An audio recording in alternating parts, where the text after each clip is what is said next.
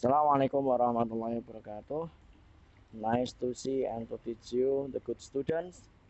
How are you today? I hope that all you are fine and you are ready to join my class. Okay, for the meeting today, we'll discuss about song. Okay ya, song. Oke. Sebagaimana kita ketahui bahwa song itu artinya adalah lagu, ya lagu. Ada diagram yang sudah saya buat di sini. Oke. Ada yang belum tahu tentang lagu? Kalau ada yang belum tahu berarti bisa buka-buka lagi YouTube, MP3 dan sebagainya ya. Oke, kita lihat dulu song. Song artinya adalah lagu. Ketika kita berbicara tentang song, maka kita tidak boleh melupakan dua hal. Yang pertama adalah instrumen dan yang kedua adalah song lirik. Nah, untuk instrumen ini, instrumen itu bunyi-bunyian ya. Bisa berasal dari gitar, keyboard, piano, bass, drum, terus ruling dan sebagainya. Nah, ini masuk di ranah seni. Sehingga kita tidak akan membahas tentang itu, ya, tidak akan membahas tentang itu karena instrumen itu merupakan ranahnya seni, guru seni. Nah, dalam dalam instrumen itu nanti akan memunculkan berbagai macam genre, bisa kalian baca ya, ada reggae, metal, pop, rock sampai sebagainya ya, termasuk folk, lagu daerah, ada dangdut, campur sari, rebana ya, bisa dilihat di situ dalam diagram yang sudah saya buat. Itu sekedar pengetahuan buat kita. Nah, yang akan kita bahas adalah pada song liriknya. Di dalam song lirik itu nanti juga sama akan memunculkan berbagai macam genre ya, genre atau jenis. Nah, kenapa kok perlu kita bahas? Karena song lirik itu hampir mirip seperti poem atau sajak yang terdiri dari berbagai macam stansa. Sehingga mayoritas dari song lirik itu merupakan bagian dari literatur atau sastra, dan itu adalah bagian dari bahasa. Ya, merupakan bagian dari bahasa. Sekarang kita amati di sini. Genre di dalam song lirik itu juga mempunyai tema. Tema-tema itu nanti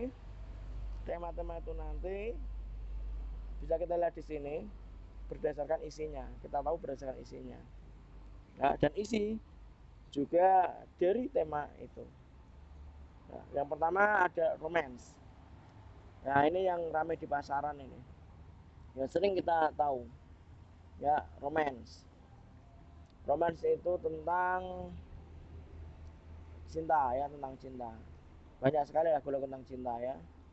Seperti yang dulu pernah menjadi hit, lagunya Titanic, My Heart Will Go On.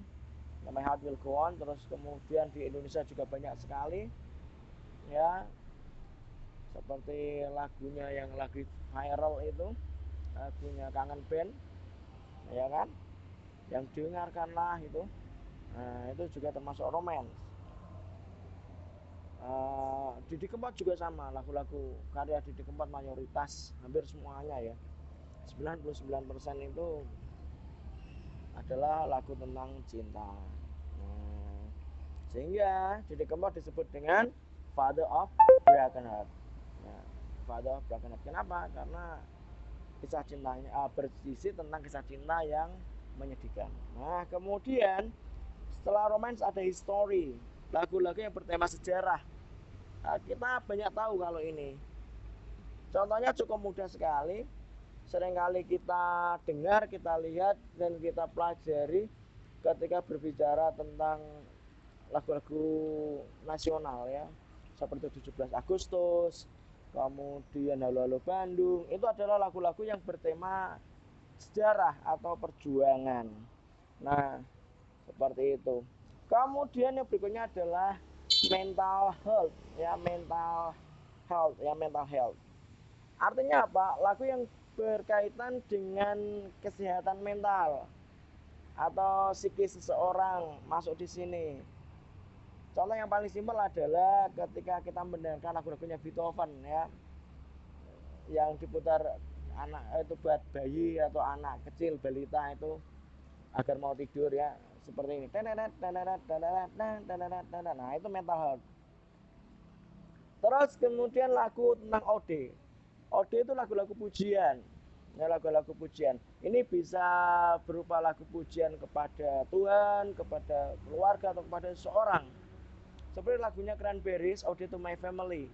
Dia memuji tentang keluarganya yang harmonis itu ya, Ode to My Family.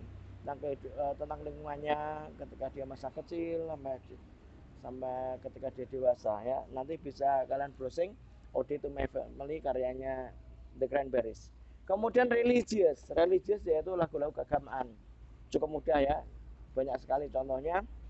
Lagu-lagu keagamaan, ada lagu punyanya Opik, terus kemudian ada lagu-lagu Natal itu yang sering kita dengar di mana, di mall atau di apa ketika menjelang Natal dan Tahun Baru ya. Ini kita sudah tahu lah intinya itu ya.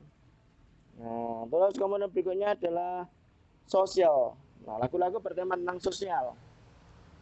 Ini dibedakan menjadi ada kritik sosial, ada fenomena sosial dan politik berkaitan dengan masyarakat.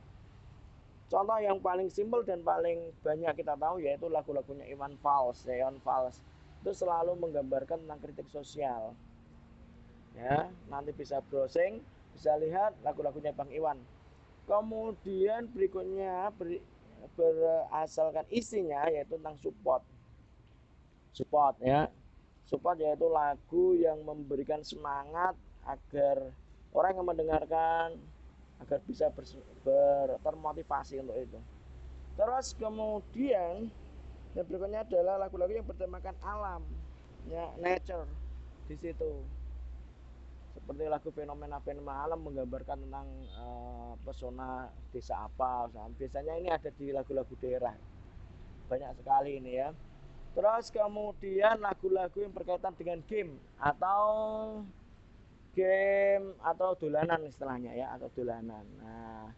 Nah, orang Jawa mesti banyak sekali, ada lagu Jublek-Jublek Suwung, ada lagu Padang Bulan, terus ada lagu banyak ya, sampai lupa, ada Gajah-Gajah dan sebagainya. Itu termasuk lagu dolanan seperti itu. Itu teori singkat tentang song lirik.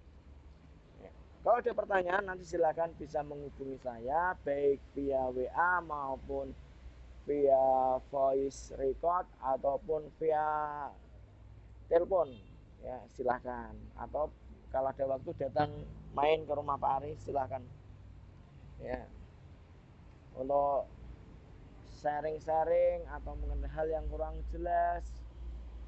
Nah, saya kira cukup teorinya.